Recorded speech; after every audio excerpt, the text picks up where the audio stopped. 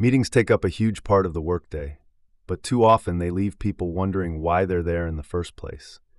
Some drag on, others get hijacked, go off track, or end without a single clear outcome. It's frustrating to watch time slip away with nothing to show for it. Most meetings fail because no one's clear on the goal, the plan, or even the point. A little structure goes a long way. When a meeting has a purpose, a focused agenda, and someone guiding the conversation, it can help people do their jobs better. It brings clarity, speeds up decisions, and moves things forward rather than just filling up another hour. This summary offers simple steps for making meetings more productive from start to finish. It shows you how to decide whether a meeting is needed, how to plan one that stays on track, and how to follow up so actions actually get done. It also gives practical ways to deal with common problems like dominating voices and circular conversations without awkwardness. If your calendar's packed with meetings, here's your chance to make them better. Meetings are everywhere, but that doesn't mean they always make sense. Just because something's important doesn't mean it needs to be discussed in a room or on Zoom. Before you book time on anyone's calendar, ask yourself one thing. Do we really need to talk about this live? If the goal is simply to share information, email might be the smarter move. So might a post in your team's chat or project space. You'll save people time, and they'll thank you for it. But if the topic is sensitive or likely to raise questions, don't hide behind a screen. People appreciate the chance to ask questions, see body language, and feel like they're being treated with respect. When a decision needs to be made, a meeting can help, but only if the right people are in the room. If the person who can say yes or no isn't there, you're probably just spinning your wheels. The same goes for planning sessions. These are most useful when people come ready to roll up their sleeves. Keep the group small. Get everyone involved. Use whiteboards, shared docs, sticky notes, whatever helps people think out loud and build on each other's ideas. Brainstorming works best when you're chasing something new, a different angle, a fresh solution, a better way of doing things. You're not looking for polish, you're looking for a spark, so invite people with unusual perspectives, not just the usual suspects. Some meetings are about gathering input. You might need insights from a range of departments, or perspectives from people closer to the front lines. That's totally valid. But without clear focus, these conversations can drift. Someone needs to steer, and a calm, firm facilitator can keep things on track without killing the vibe. Status updates sit in their own little category. Some managers want regular reports in meetings, others would rather skim an email. Know your audience. If you do hold a meeting, make it snappy. No long rundowns, no going around the room for the sake of it. Share what matters, ask for what you need, and move on. The real trick to good meetings, in short, is knowing when not to have one. If the goal is clarity, action, or connection, go for it. But if you're just following a habit, hit pause. Meetings should be tools, not reflexes, and they're best used sparingly. The difference between a calm, focused meeting and a flustered waste of time usually comes down to what happened beforehand.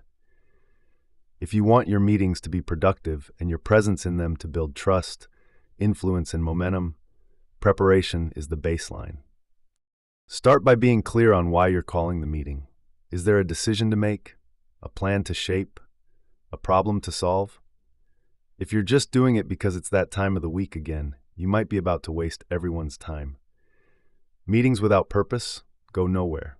People show up unprepared or unclear, and you end up rehashing old conversations. If you know what you want the group to walk away with, everything else flows more easily. Once you've set the purpose, turn that into a clear agenda. Keep it short and to the point. Lead with verbs like decide, approve, or review, so people know what's expected of them. If you need background info to be read in advance, send it. Don't rely on everyone magically arriving informed. That's a gamble, not a strategy. When scheduling, question the default 1-hour block. Just because Outlook says 60 minutes doesn't mean that's what you need. If the meeting goal can be tackled in 30, schedule 30. People are more focused when time is tight and clear. Parkinson's law is real. Give a task too much time, and it'll stretch to fit. Plan logistics like someone who's done this before. That means checking the room or link ahead of time, testing the tech, printing materials early, and knowing who's attending and what role they'll play. If someone's only available for part of the session and has something essential to share, put them at the top of the agenda. If your group has a habit of getting stuck, start with a quick win to build momentum. And finally, give yourself breathing room. Show up early, set up calmly, greet people. When you're composed, your team feels it. You're in control of the room from the moment the meeting begins, not scrambling to catch up.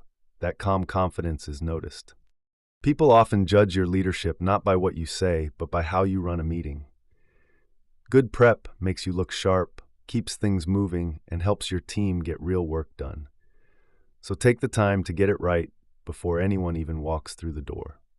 Once the meeting starts, the preparation is behind you. Now it's about guiding the conversation, keeping things moving, and making sure the time is used well. A good meeting needs a steady hand. Not rigid control, but clear direction that helps everyone stay focused on what matters. Begin by reminding people why they are there. The agenda may already have been shared, but a short, confident recap sets the tone and helps ground the discussion. It also shows that the meeting has a purpose. If the goal is to make a decision, say so. If the group is there to shape a plan or weigh options, make that clear. When everyone understands the outcome you are aiming for, it is easier for them to engage and contribute in a meaningful way. Stick to the agenda, but use your judgment. Some discussions need time to develop, especially if people are exploring new ideas or reaching consensus. If the conversation is still moving forward, let it continue. But if things start circling or wandering off topic, step in and bring the group back to the main point. You can always suggest revisiting a topic later, or setting up a follow-up conversation with a smaller group. Watch for balance in the room. If only a few people are speaking, invite others in. A simple question like, "What do you think, Alex?" can open up the conversation. Some people need a prompt to join in, especially if they are processing quietly or waiting for space to speak. If a comment is unclear or the group seems confused, ask for clarification or offer a short summary to keep things moving. Pay attention to how the group is feeling. Conflict can be useful when it is respectful, but if the tone shifts or energy drops, step in to reset. Notice body language, not just what is being said. If someone looks uncertain or disengaged, give them an opportunity to share their thoughts. These small moments help keep the meeting connected and productive. When a topic is complete, wrap it up clearly. Summarize what was decided, highlight any action items, and move on. Meetings feel better when they stay purposeful from start to finish. And that's the takeaway. Well-run meetings are focused, fair, and energizing. People leave knowing what happened, what comes next, and that their time was well spent. The meeting might be over, but the work definitely isn't. What happens after the session is just as important as what happened in it. If you want your meetings to actually lead to progress, not just polite nodding and forgotten promises, you need to close the loop. Start with your meeting notes. Don't wait, get them out while the discussion is still fresh in your mind. Include the date, time, attendees, and most importantly, key decisions and next steps. You're not writing a transcript. You're creating a clear, high-level summary of what got done and what happens next. Make it easy for people to know what they're responsible for. Action items should be front and center, not buried in a document no one reads. A smart move is to put them in the body of your follow-up email with names and deadlines attached. That way, even if people ignore the attached notes, they'll still see what's required from them. If someone missed the meeting, still send them the notes. That saves you time having to fill people in one by one. If you're not 100% sure your notes are perfect, call them a draft and ask for corrections within a day or two. Quick, tidy follow-up like this keeps the energy going and builds your reputation as someone who knows how to run a tight ship. But don't stop there. People get busy. A task that seemed clear in the moment can vanish under a pile of other priorities. Check in with those responsible for action items before their deadlines hit. A short, friendly nudge is all it takes. Something as simple as just checking if you need anything to finish this up on time keeps things moving, and shows that follow-through matters. Set up a simple tracking system to keep tabs on tasks, deadlines, and owners. Use Excel, Trello, or whatever works. Include those parking lot items too. These are the ideas that didn't fit in the meeting but still deserve attention. If you said you'd follow up, do it. And finally, if you want to get better at leading meetings, ask for feedback. Pick someone who'll be honest, not just polite. Ask what worked and what didn't, then actually use what you hear. It's a small thing that builds trust and shows you're serious about improving, not just ticking boxes. Even the best planned meeting can run off the rails if you don't stay on top of common issues that drain focus and waste time and frustrate the group. Knowing how to spot and handle these moments can make a big difference in keeping things productive. Let's start with the meeting hijacker. You know the type. They dominate the discussion, jump from point to point, and leave no space for others to contribute. Don't let one loud voice take over the room. Gently paraphrase their main point to show you've heard them, then invite others in with something simple like, "Let's hear a few different perspectives." That resets the balance without shutting anyone down. In large groups, time boxing helps.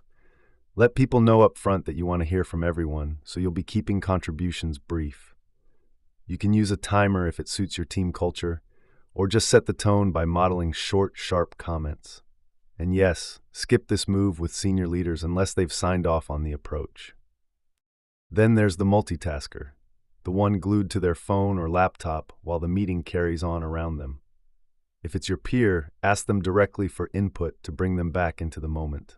If it's your boss, you probably have to let it slide. Either way, setting group norms at the start helps. A statement like, "Let's stay present so we can finish faster," goes a long way. Conflict is trickier. Some tension is healthy. It means people care. But once the tone shifts into irritation or defensiveness, it's your cue to step in. Watch body language, listen to tone, and don't ignore signs that the group is heading into unproductive territory. If things heat up, bring it back to the goal. If that doesn't help, suggest a follow-up offline or flag that the group needs more time or information to reach a decision. If the conversation gets stuck on the same points and arguments, call it out. Say what you're seeing. Suggest next steps. Identify what's missing. Sometimes the group doesn't realize it's spinning until someone names it. Most meeting problems are solvable with calm, clear facilitation and a bit of tact. You don't need to be heavy-handed. You just need to steer with intention. When you do, everyone else feels the shift and your meetings get better fast.